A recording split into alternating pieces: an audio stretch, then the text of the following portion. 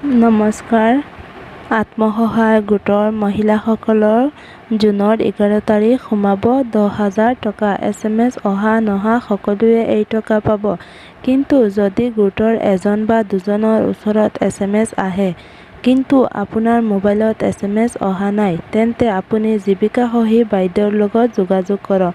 তেওঁ ব্লকত যোগাযোগ কৰি আপোনাক জনাই দিব যে আপোনাৰ ফৰ্ম ৰিজেক্ট হৈছে নে আপোনাৰ ফৰ্ম তেওঁলোকে অনলাইনত ছাবমিট দিয়া নাই। যদি গোটৰ এজন মহিলায়ো SMS অহা নাই, তেন্তে চিন্তাৰ কোনো কাৰণ নাই। এতিয়াও অনলাইনত কাম চলি আছে, লাহে লাহে হ'ব, অলপ অপেক্ষা কৰি থাকক। আনহাতে আৰু এটা জৰুৰী খবৰ যে PM কিষাণৰ কিস্তি 25 জুনত সোমাব।